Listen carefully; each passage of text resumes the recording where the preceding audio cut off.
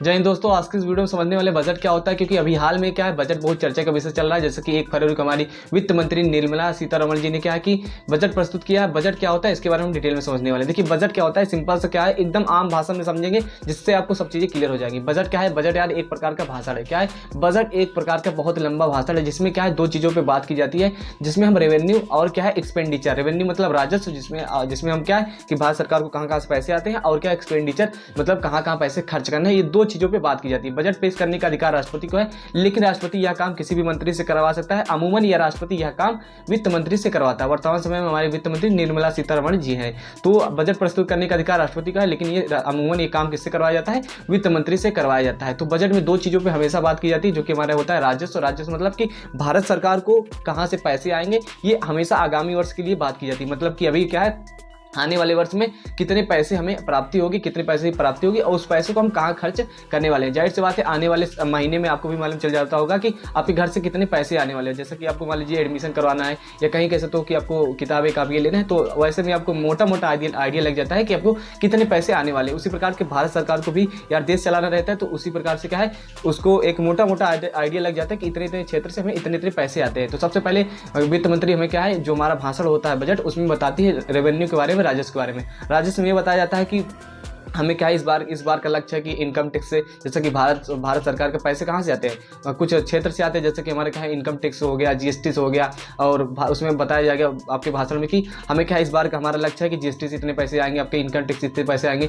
और ट्रेन के जो टिकट्स वगैरह होते हैं उसको बेच के इतने पैसे आएंगे। वहीं हमारा कोई सकते कि कुछ सरकारी बसें वगैरह चलती है तो वहाँ से पैसे आने की चांस है, मतलब आते ही हैं। और वही क्या है कि हमारा कह सकते हो कि जो चालान वगैरह करता है इतने इस क्षेत्र में हमें इतना कलेक्शन होगा। वहीं क्या हमारे ट्रांसपोर्टेशन सिस्टम जो होता है उसमें जो टोल टैक्स वगैरह लगते हैं, तो उससे हमें इतने पैसे आएंगे। तो मतलब एक मोटा मोटा आइडिया रखता है कि हमें क्या है जो डिफरेंट कह सकते हो डिफरेंट सेक्टर है, भारत सरकार के हजारों सेक्टर है जिसमें क्या है पैसे आते हैं। जाए कि यूनिवर्सिटी वगैरह हो गया, एडवर्टाइजमेंट वगैरह हो गया। अब देखे होंगे कि रेलवे पे क्या है, रेलवे क्या है कुछ छोटी छोटी दुकानें लगी रहती हैं, तो उनका भी टोकन नंबर वगैरह होता है, वो भी क्या है भारत सरकार को पे करते हैं, पैसा पे करते हैं। तो मतलब बहुत सारे सेक्टर से भारत सरकार को पैसे आते हैं। वो टोटल पैसे जो आते हैं भारत सरकार को, उसी को क्या कहते हैं, रेवेन्यू करते हैं। क्या है उसी को हम राजस्व कहते हैं।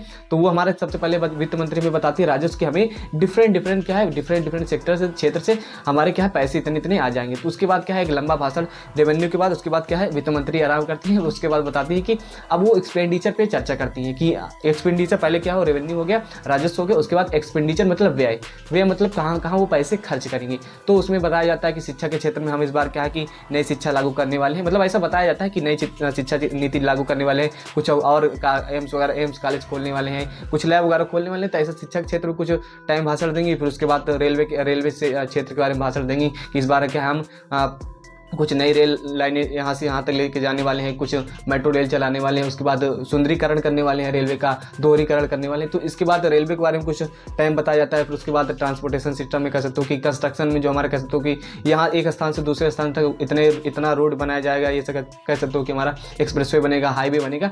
ये सारी चीज़ें लंबा मतलब कि मोटा मोटा बताया जाता है कि विभिन्न क्षेत्रों से ये सारी चीज़ें हमें क्या है इतने पैसे लगने वाले हैं। इतने पैसे लगते नहीं, मतलब वो बताया जाता है कि हमारा क्या है कि कहाँ का पैसे खर्च होने वाले हैं, एक मोटा मोटा आइडिया रहता है। वही बताया जाता है डिफरेंट सेक्टर में हमें क्या है कि डिफेंस सेक्टर में पैसा दिया जाएगा, इतना लड़ाकू विमान वगैरह आएंगे। तो इस चीज़ों को बताया जाता है हमारे एक्सपेंडिचर में। तो आई होप आपको समझ में आ गया होगा किस चीज़ के बारे में बजट में बात करते हैं। रेवेन्यू और एक्सपेंडिचर के बारे में बात करते हैं, जिसमें हमारा क्या है सबसे पहले राजस्व के बारे में बताया जाता है, जिसमें भारत सरकार को कहाँ से पैसे आते हैं। वहीं दूसरी चीज़ क्या है कि दूसरी चीज़ ये बताया जाता है कहाँ पैसे वो खर्च करने वाले हैं। तो वर्तमान समय में बजट जो पेश हुआ है उसमें क्या अच्छी बात यह है कि पहले क्या है इनकम टैक्स 7 लाख पे लगता था, वो 12 लाख पे लग गया है। तो हालांकि आप बताइए कि ये जो हमारा नया बजट आया है कैसे था। सिंपल सा है, जाहिर सी बात है मिडिल क्लास वालों के लिए राहत की बात है, क्योंकि 7 लाख पे पहले टैक्स लगता था, 12 लाख पे लग रहा है। तो कहीं ना कहीं एक राहत की बात है। तो यार मिलते हैं स्टूडेंट, तब के लिए bye bye. But I hope आपको समझ में आ गया होगा। बजट क्या है यार, कुछ नहीं है, एक प्रकार की भाषण है जिसमें रेवेन्यू और एक्सपेंडिचर की सिंपल सी बात की जाती है।